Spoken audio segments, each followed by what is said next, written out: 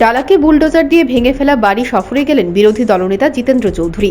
গত ৫ জুলাই নেপাল সরকারের ঘরটি ভেঙে ফেলা হয়েছিল বুলডোজার দিয়ে। সেই ভাঙা বাড়িটি পরিদর্শনে সোমবার ডালাক গেলেন বিরোধী দলনেতা জিতেন্দ্র চৌধুরী। সঙ্গে ছিলেন অমরপুর মহকুমার সম্পাদক মণ্ডলীর সদস্য মোসলেম আহমেদও।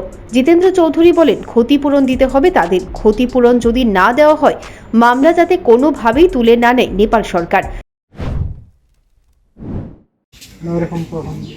আমি ঠিক করতে পারি কেস উঠাইবে না, শুনি যাই হোক কেস উঠাইবে না। কেস যেমনি আছে থাকুক, আর করলে আমরা ক্ষতিপূরণ দিয়ে দেব। ক্ষতিপূরণ আর কেস এক জিনিসটা। ক্ষতিপূরণ হইলে এটা তো হইবই, কেমন? ক্ষতিপূরণ দিলে দিব, কেস উঠাইবে না। এটা একটা সামাজিক অপরাধ। আজকে একজনের ঘর ভাঙছে, কালকে আরেকজনের ঘর ভাঙছে। এদের কাছে মানে আইন কানুন কিছুই নেই। আমরা কজন বাড়িতে?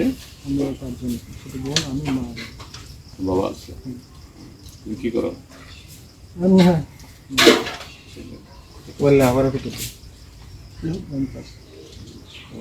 আমরা কালকে ইয়ে করতেন। বিরোধী দলনেতার দাবি, একদল দুষ্কৃতী গণতন্ত্রকে কবর দিয়েছে। পরিবারটির পাশে থাকার আশ্বাস দিলেন তিনি।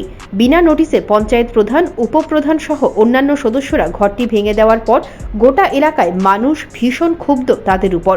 নেপাল সরকারের প্রতিবেশীদের দাবি, নেপাল সরকারের ঘর পুনরায় বানিয়ে দিতে হবে সরকারকে।